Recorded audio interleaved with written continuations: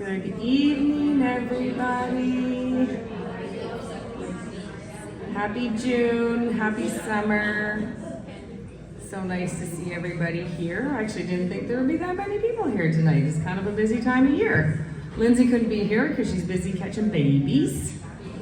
And babies don't wait, so that's kind of important. You try to keep them in there, but they just want to come out. If we haven't done so already, please make sure we are doing the pre-session quiz. And thank you very much to the Good Food Co-op and to the Muskoka Tea Company again for bringing some sweets and treats and drinks. Yay! So tonight, we're going to talk a little bit about complementary approaches to manage menopause symptoms. I just want to preface this by saying I'm not anti-complementary approaches. What I am is I want to be sure that women are getting safe, evidence-based, effective treatment. So that said, if something works for you personally, that's awesome. Keep doing it. Do the things that you do to help you get through your day, manage your symptoms. Our hopes and goals with this is just to make sure we bring you the evidence and what it shows so that you can make informed decisions. So why is it important to talk about alternative approaches or complementary approaches?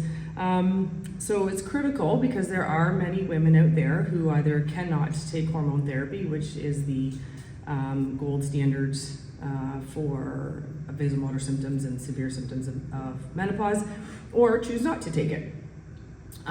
It provides a broader range of tools to manage menopause symptoms. Talking about it ensures the safety and efficacy by relying on evidence-backed alternatives and exploring therapies with strong scientific evidence. We want to identify therapies that aren't recommended based on current research and distinguish between truly effective treatments and those without proven benefits. And again, the emphasis on making informed decisions based on the current research. So for me, the bottom line and my motivation for these kinds of talks is because we deserve safe, effective, evidence-based care, not to be exploited during a vulnerable time in our life. And we've talked about this a million times, but all of our Instagram feeds and Facebook feeds and everything are just full of the latest supplement and cure and whatever it is that somebody has, a new diet, a new whichever. And that might work for people individually. And if this is something that's available to you, that you can afford, that you're willing to try, that is absolutely great. But I really have a hard time with people who prey on other people's vulnerabilities and weaknesses. And we're in a time in our life when, as we've talked about, we live in a patriarchal medical society, so we're often dismissed, and we're not taken seriously, and there hasn't been a lot of great research done. It's coming, but it hasn't been a lot done. And so now there are certain people out there who kind of try to capitalize on that vulnerability, and that's the issues that I take with it. So I just want to make sure everybody's super clear on that. So again, the contraindications to hormone therapy, and I threw this in here because I think it's important because again, not everybody can take hormone therapy or choose not to take it. So unexplained vaginal bleeding, if you have that, you probably will not be prescribed hormone therapy. You have prior estrogen sensitive cancers, triple negative breast cancer. However, some of that evidence is changing. The use of hormone therapy in symptomatic individuals can be considered if 5 years from diagnosis and treatment has been completed. But again, we always talk about that shared decision making. If you have a history of heart disease, stroke, or heart attack, it is very echoey, isn't it? So those are also contraindications to hormone therapy because there's robust evidence to show that hormone therapy can increase those risk factors in some women at certain stages of life. So to err on the side of caution, heart disease, stroke, and heart attacks, they recommend women not having hormone therapy because there's lots of good evidence to support that. And of course, history or inherited high risk of VTE is a venous thromboembolism, which is a blood clot. Blood clot in your leg, blood clot in your lungs. If you're high risk for those, estrogen therapy in particular can increase your risk of that. So severe active liver disease is another contraindication, meaning we can't have it. And I just actually learned this, but peanut allergies. I didn't know that because there are some progesterone and some testosterone products that contain formulas or contain peanut oil as a carrier, which I was like, is that accurate? But yeah, so that's just one of the contraindications. So again, that's why we're talking about this, because not everybody can have hormone therapy, and that's okay too. So some of the recommended evidence-based non-hormone therapies. So again, this is all like people have gathered all the evidence, and the Menopause Society, actually, I was going to say that as well. These slides are not nearly as pretty because they're slides that I bought directly from the Menopause Society, and I sent them to Maggie too late, and she couldn't make them pretty, and they're too wordy. So this is my presentation. That's why it's terrible looking, because this is not my forte. Maggie's the pro at that one. Anyways, so these are going to be basic with a lot of words. So lifestyle modifications, so evidence-based weight loss. So weight loss, I will get into it as well. So that's basically the only lifestyle modification that has been shown to reduce vasomotor symptoms, so your hot flashes. Changing our diet can have lots of positive benefit effects, but specific diets have not been shown so far in the evidence to actually reduce vasomotor symptoms. So when you're looking online or people are trying to sell you the new best menopause diet that will cure all of your problems, if you want to go on the diet because you think it looks great, that's great. But if you're expecting it to cure all your problems, it may not. I think anything that says it can cure everything, I'm always skeptical of. Mind-body therapy, so hypnosis has been well studied, and cognitive behavioral therapy, which we talked about for insomnia, but also for hot flashes. Those two mind-body therapies have been studied and do show some efficacy in reducing hot flashes specifically. Procedural interventions, a stellate ganglion block. Medically, what the hell is that? They do a nerve block somewhere, and it's showing promising effects on reducing hot flashes. So again, people who can't or don't want to take medications, this is just another option, or even supplements or whatever you want to try. So that's a procedural intervention, the only one so far that I know of where the evidence is showing promising effect. That's the word I'm looking for. And of course, which we've talked about a lot, is so non-hormonal but pharmacological treatments, certain antidepressants, fezolinetant, which I think has been approved in Canada, which is supposed to be a wonderful drug, gabapentin, which we've talked about a lot, and oxybutynin, which is another one that is supposed to be helpful as well. So there are the non-hormone medical treatments.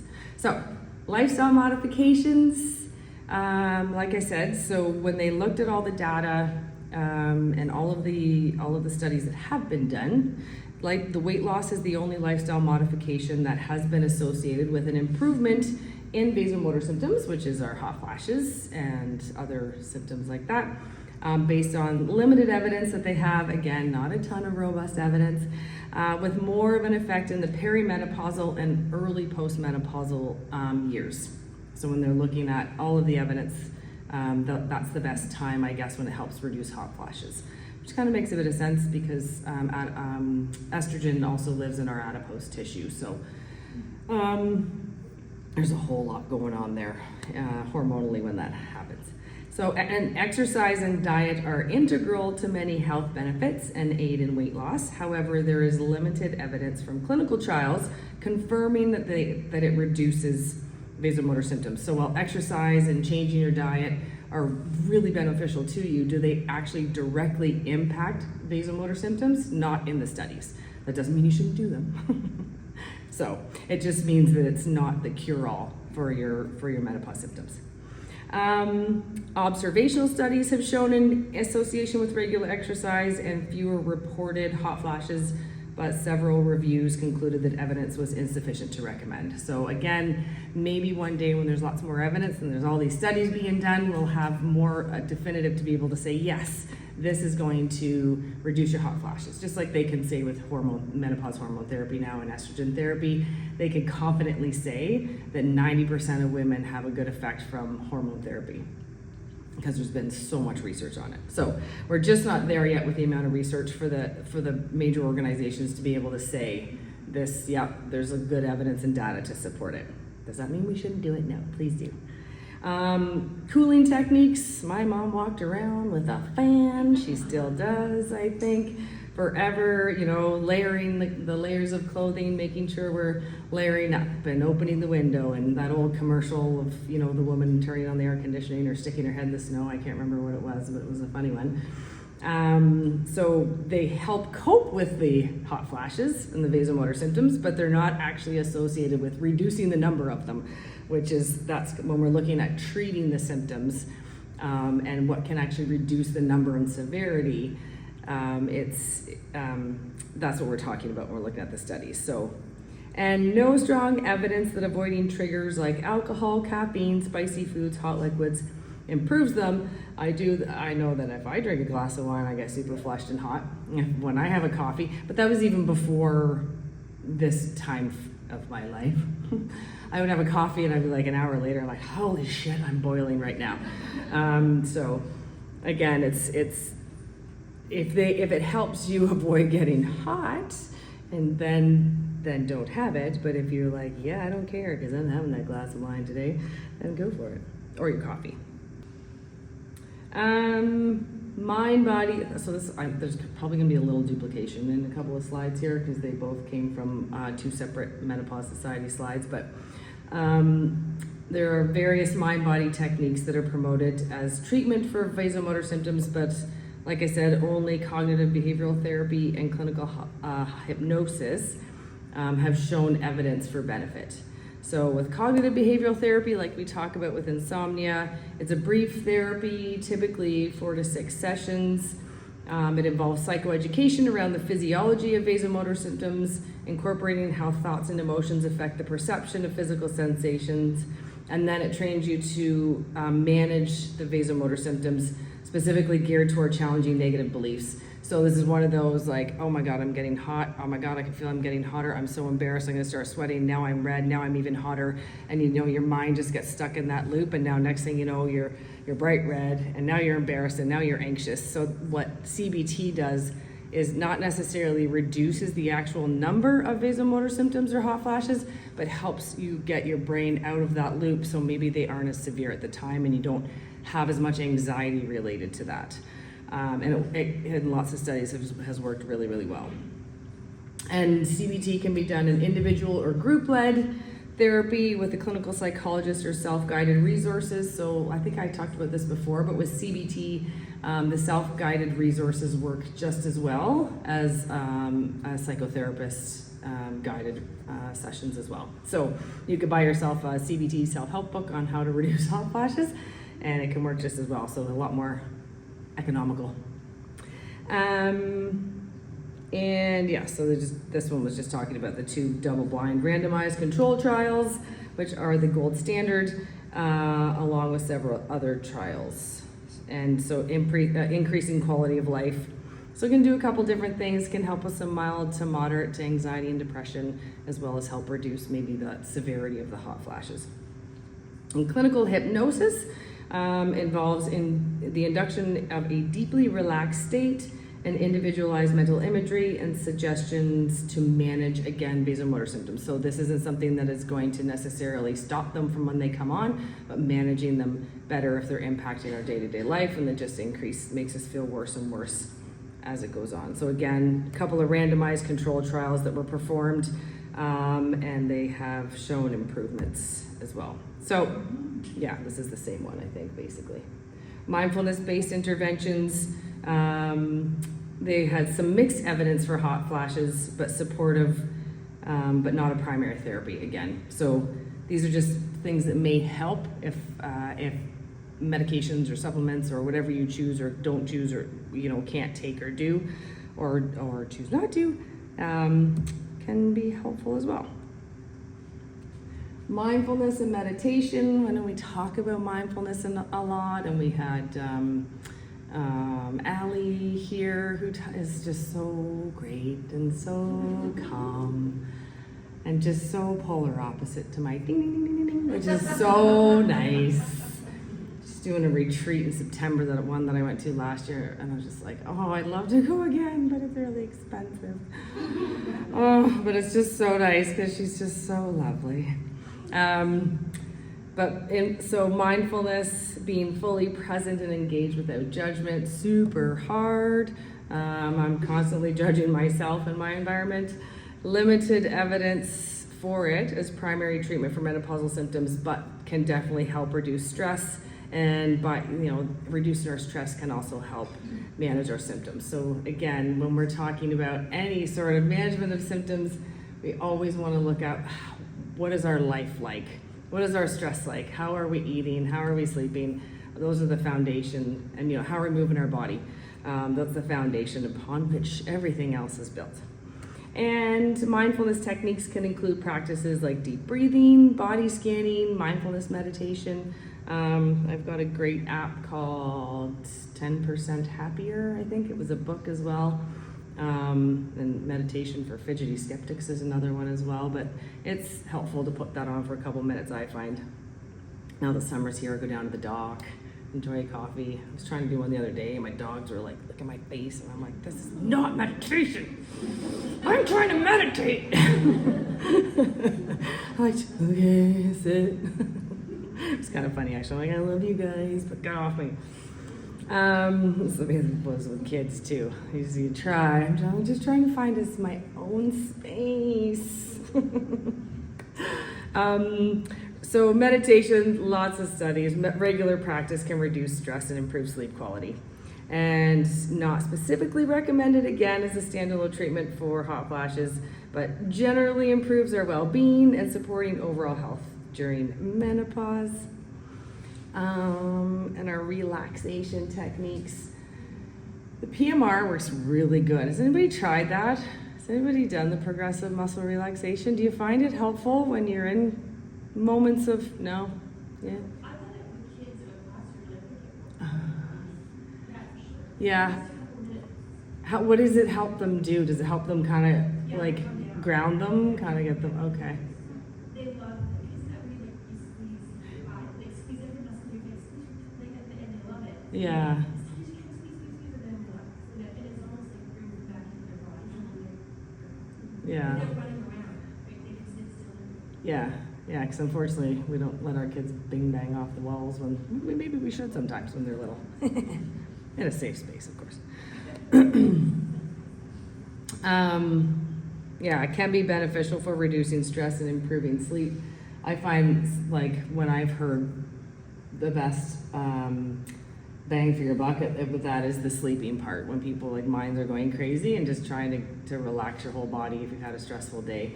That's when a lot of people tell me that's when the PMR works best for them. Again, same idea, not shown to significantly reduce the frequency or severity of hot flashes, but again, contributes to overall stress management and well-being. So I think we're sensing a theme here. Breathing exercises, there's lots of different things. We talked about that a bit, like that box breathing when we went through the stress one. It's not effective for managing vasomotor symptoms, but best to be used as a part of a broader strategy for health improvement and stress reduction. I'm going to talk a little bit about supplements. This is right from the Menopause Society, so it's super wordy again. The Menopause Society is based in the US. We do have a Canadian Menopause Society, but we just don't have as much data and stuff up here, so a lot of the stats and stuff that I use are from the US, unfortunately. So dietary supplements refer to a wide range of vitamins, minerals, herbs, and amino acids that are available without prescription and are not regulated by the FDA. And in Canada, they're a little bit more regulated, but not, there's a little bit more oversight to it, but unfortunately not as much as the pharmaceutical industry is regulated. Let's just put it that way. Manufacturers are permitted to make claims, so this is a big one, about their products and the ability to alleviate symptoms, but these claims of disease benefit are not necessarily permissible. So they can make the claims and have no studies to back them up. So that's a problem. I think that's where I think we deserve safe and effective care, and we need to have the studies to back these things up. They can mislabel them. There's been lots of studies out there. People have independently tested different supplements on the market, and we've talked about this before, but it either didn't have what the label said it should have in it, or it had something else that it wasn't listed on the label. Sometimes it's had medicinal ingredients like steroids and things like that. There was a big review on a bunch of melatonin supplements, and some of them even had CBD in them, and that wasn't on the label. So you don't know what you're going to get. And so when I'm talking about supplements, and even for myself, and I've gone the range of like not trusting doctors and big pharma and thinking, you know, they've got the cure to everything and they're just hiding everything and they don't know anything, to kind of like now getting rid of all the supplements in my cupboard and thinking, oh, I'm just going to start fresh. So I know what it's like to kind of be on that range of like, who do you trust? But now how I'm approaching supplements and everything is like, if I'm as skeptical as I am about the pharmaceutical industry, which is not perfect either, I'll be as skeptical about the supplement industry. Big wellness is big money. And lots of claims that are unfounded. It's a multi-billion-dollar industry, and you know, I fell down kind of that conspiracy theory trap at some point as well, thinking that they're just kind of, you know, they're hiding it, and the nature fallacy, I guess they call it as well. So I think that if there were things that actually cured things like they say they do, Big Pharma would already have hold of it. At least then it would be regulated. It would be great if they would regulate the supplement industry like they do the pharmaceutical industry. Then they couldn't make wild claims and people wouldn't get injured. I was trying to look up statistics for Canada, but they don't have any, unfortunately. But when it comes to liver injury, that was what I was looking at. So in the US, because that's where a lot of this data comes from, 1 in 5 cases of drug-related liver injury in the US are linked to supplements. So drug-related, like as an emerge nurse, for me, drug-related liver injury would be a Tylenol overdose. You take too much Tylenol, you can wreck your liver. There's lots of drugs that do things. So out of, 1 in 5 cases of drug-related liver injury is linked to supplements. So they're not always as safe as we think they are, because we don't know what's in them, which is super unfortunate. If they regulate it, everything would be great. We can make informed decisions. Oh, and in the Canadian designations of NPN and DIN, so if you are buying supplements and purchasing, buying supplements, if it has a DIN number, that's what you want because it's a little more regulated. I think that it's been independently tested as well. And that's why I preface the whole thing. If it's available to you, if this is a route you want to go and you can afford it, and I'm definitely not slamming it. I just want to make sure that everybody makes an informed decision and what works best for you, your values, you know, and where you are on your journey as well. So dietary supplements, various vitamins, herbs, minerals, amino acids. And unfortunately, I said, like right now, there's lots of clever marketing out there to target us as vulnerable women. There's supplements are making claims that have no proven studies to show that it actually works and affects us the way they say they do. If they did, that would be great, but they don't. And because of limited, rigorous, randomized clinical control data showing efficacy and lack of government regulation, ensuring purity and safety, the use of dietary supplements for management of hot flashes and stuff is not recommended by major menopause societies. Again, I know that everybody would change their minds if there was great randomized clinical control trials that showed these things were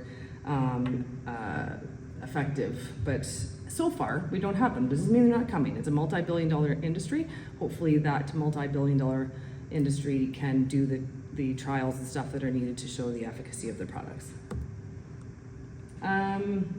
So vitamins themselves, vitamins are best obtained from a balanced diet when we can get it, and if we don't have certain diseases that cause us to not absorb things. But things like the Mediterranean diet is just an example. It's one that's well studied. The DASH diet, and of course adding and increasing your fruits and vegetables always help because there's lots of vitamins in our fruits and vegetables. And there is no consensus that vitamin supplementation has any real health benefit. And like I said, there's concern that it may in fact cause harm. There are some people that have taken multiple supplements. We don't know what's in it. It can impact our liver. So we just have to be careful, that's all. And vitamins or multivitamins should be considered for those at risk for dietary deficiencies, such as those with poor dietary absorption, chronic illnesses, those who take certain medications or are on restricted diets for whatever reason. But again, we always want to make sure whatever our supplement that we're taking, make sure if we are on prescription medications as well, like blood thinners is one example, some blood pressure medications that can interact with some supplements. So always let your pharmacist know what else you're taking, anything, every other supplement you take, to make sure it doesn't interact. That's really important. And one of the recommendations for vitamins, well studied, postmenopausal women should consider vitamin D, which Lindsay's talked about this. She actually, I think, said 1,000 international units, and of course with calcium to reduce bone loss. So that one's well studied, and especially those of us that live up here in the winterized for 7 months climates.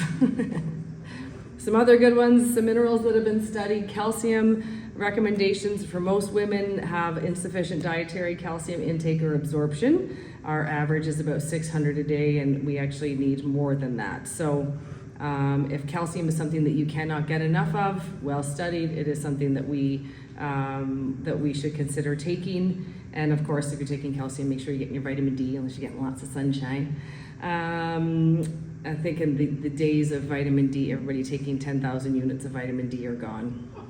That was all the rage in the early 2000s, I think, and I think there was more harm being done than good. So we do need vitamin D and vitamin D supplementation, but not at the 10,000 units.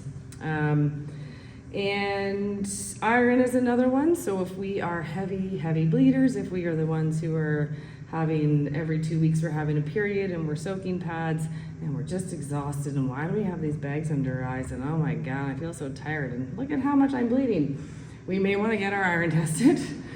Super important.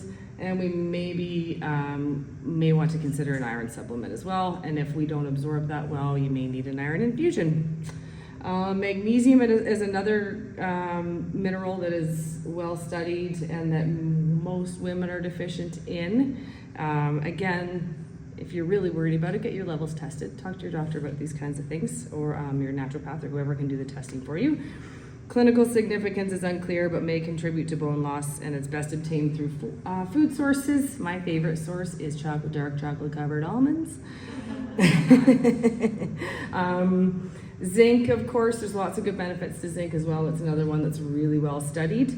And women who have a plant-based diet or have conditions that cause chronic diarrhea may benefit from zinc supplementation as well. So, and can I ask a question? Yeah. Is there a formula for if you're not taking vitamin D, how much daylight do you need to be exposed to? Don't you have to be totally naked to actually get all the No, from what I understand, it's like 5 minutes of direct sunlight. Like if we're walking our dog every day. Yeah. Then Yeah, 5 minutes. So mind you, if you don't have sunscreen on, but 5 minutes. From what I understand, if I can recall back in my little pea brain here, 5 minutes of direct sunlight, even on your hands, your face. It doesn't have to be an absorbent amount. I just find in the winter time, by the time we get up and get going, it's dark. the sun has set. It's dark. By the time we get home, it's dark.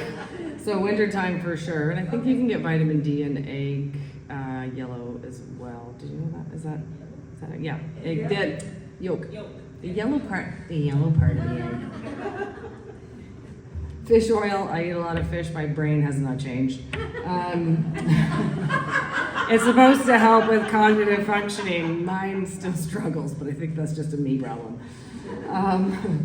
Coenzyme Q10 has also been well studied. There's studies have shown that it may be beneficial in women with heart. CVD is cardiovascular disease, so heart disease or heart failure. That said, supplementation is not recommended by the American Heart Association or the American College of Cardiology. I had to write that in there because I was like, what's the ACC? But there are studies that show it can be beneficial. So again, when we're looking at it, like, what's our risk benefit? Yeah. So if it's beneficial, why is it recommended not to be supplemented? I think it just. Because the studies are showing Yeah. that it may be beneficial. Yeah. So this is coming from the Menopause Society, who's taken they've got all their experts that have taken a look at all the different evidence and show that it may be beneficial in women. So this is where I said, so if it may be beneficial in women, but it's not like they've got studies to prove that, yep, this absolutely is beneficial, every person should be on it, then societies like the American Heart Association and the American College of Cardiology can't confidently say that, yes, every woman who has heart disease should be on coenzyme Q10. What this is saying is that there are studies that show it may be beneficial. So it's just not, it's not showing, yes, it's not a hard, fast rule. It's not like, yes, every person who has a heart attack should be on aspirin. They thought that, well, at one point, they've kind of moved away from that. Where they're not able to recommend or not recommend, then they're in a position to have no opinions, basically.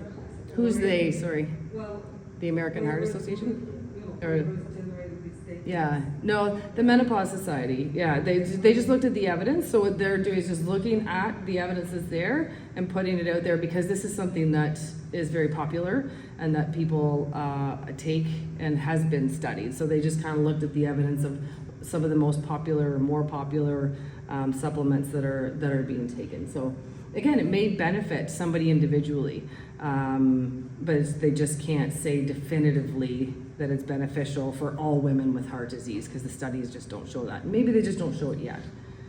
And the fish oils, omega-3s, omega-6 fatty acids.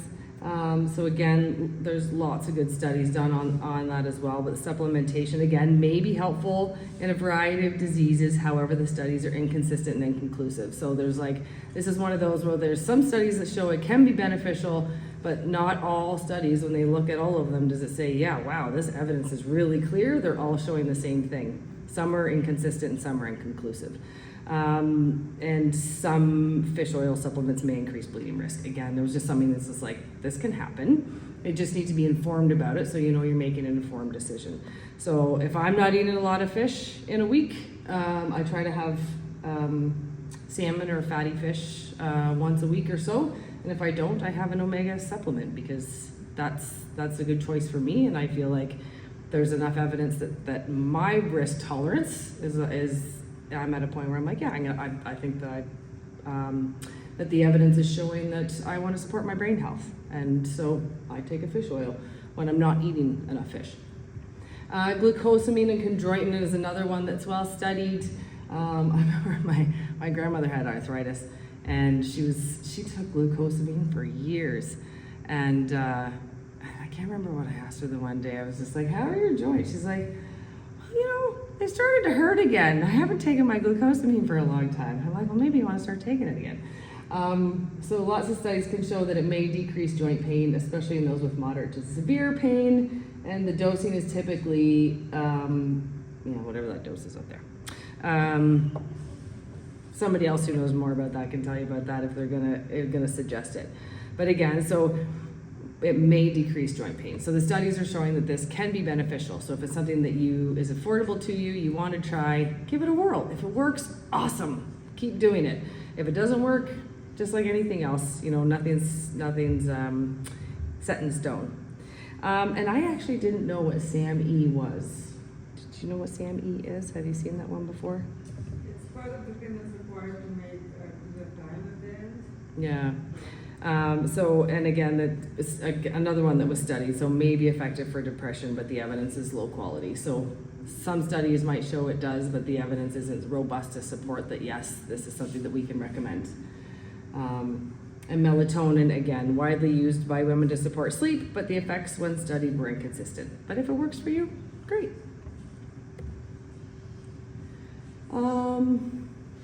Bioidentical hormone therapy, so it's a bit of a misnomer. So hormones that are chemically identical to hormones produced by the ovaries is what are bioidentical hormones.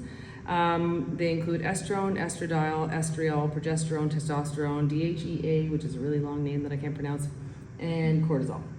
Bioidentical itself is a marketing term that's not recognized by the FDA or here in Canada, and is unfortunately often misused by compounding pharmacies who inaccurately market them as natural and safer when there's no evidence to support these claims. So the raw material that's used in compounded bioidentical hormones is the same raw material that's used in pharmaceutical estradiol forms of estrogen. So not the Premarin. Premarin is pregnant mare urine estrogen. But so when you're looking at anything that contains estradiol, like the patches, there's creams, different estradiol 17B, I think it's called. But those, so it's the same raw material, basically. The Menopause Society, the American College of Gynecologists, the Canadian Menopause Society, all the menopause societies have each released position statements against the use of compounded bioidentical hormones and do not endorse serum, saliva, or urine hormone testing to determine dosing. That's what I was going to get to when it came to the naturopaths.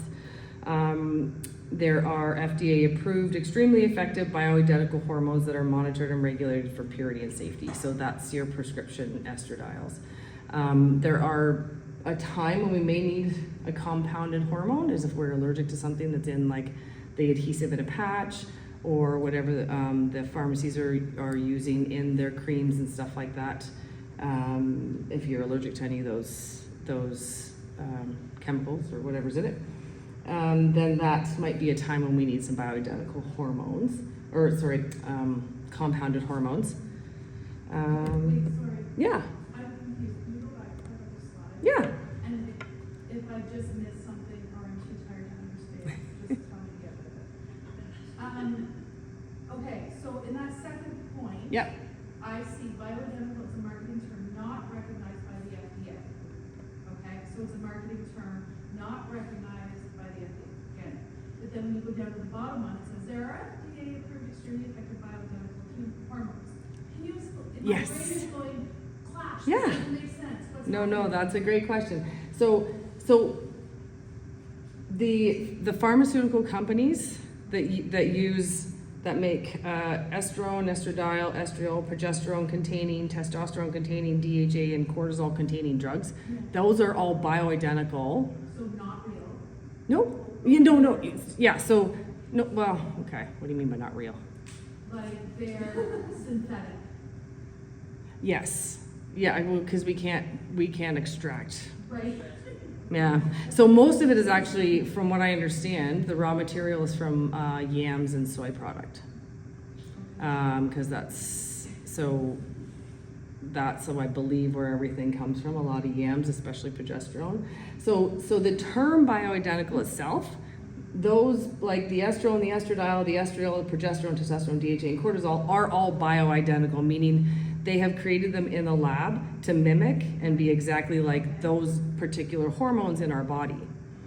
But what's happened was when the big WHO, whatever it was called, WHI, can't remember now, Women's Health Initiative, yeah, WHI study came out and said, oh my God, everybody's dying from hormone therapy, which wasn't accurate. But then all of a sudden, compounding pharmacies and everybody's, oh, we've got a natural one for you, this is bioidentical.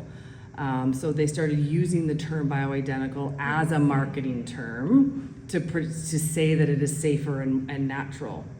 So while I don't know if I'm explaining this well enough, I think so, I'm trying to. Well, they're all bioidentical.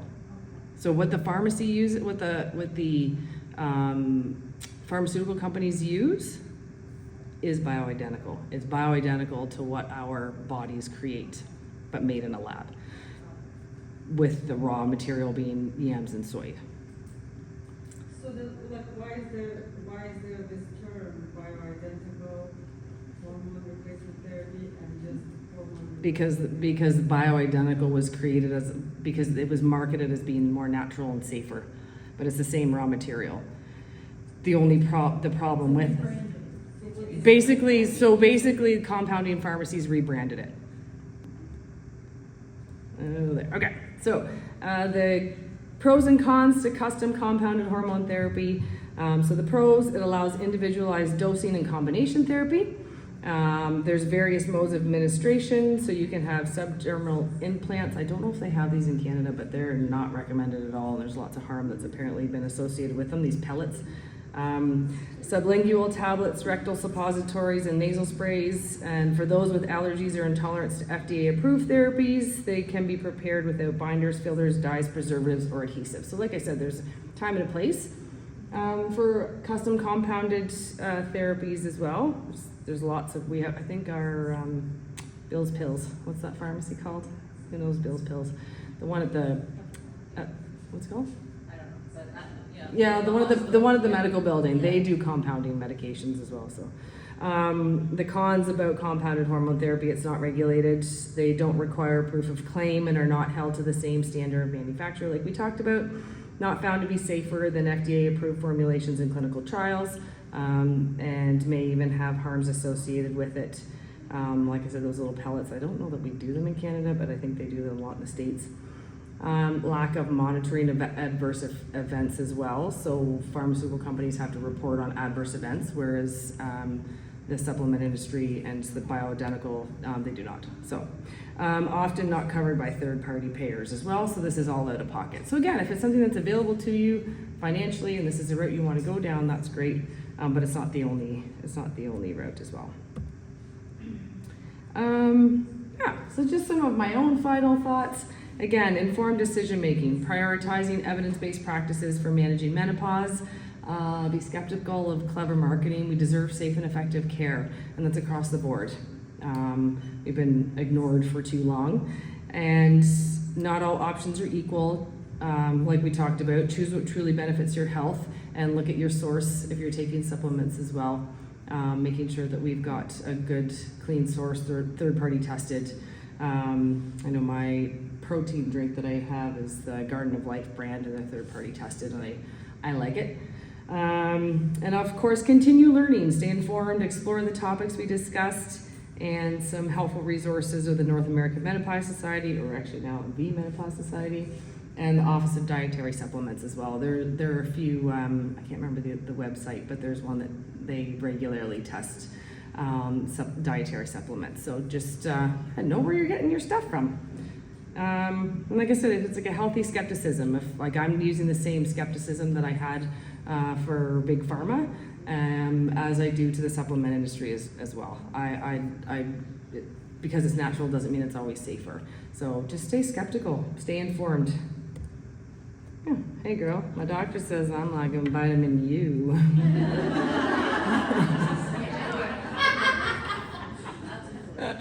That's a good one, Maggie. Thank you, Maggie, for adding some fun to my slides. Oh gosh. Any other questions that I probably can't answer because I'm not a pro on all this? Don't forget to complete the post-session quiz. What if I just want a picture of Brian? You can take just a picture of Brian's slide. I'll add it to my file of Yeah. Brian Dawson photos on my I think that's hilarious. Yeah, we have lots of great resources in our community. Our nutritionists, that know a lot more about vitamins and supplementation and stuff and the regulations of it than I do. Great resources. Please reach out to everybody in our community that we have. We've got so many great resources. Thanks, everyone. Thank you. Oh, summertime. Oh, yes. Summertime. We are going to have one session. We figured 2 is probably going to be a lot. Everybody's going to be busy. We're just gonna do one session, a lunch session. It's going to be recorded and will get sent out.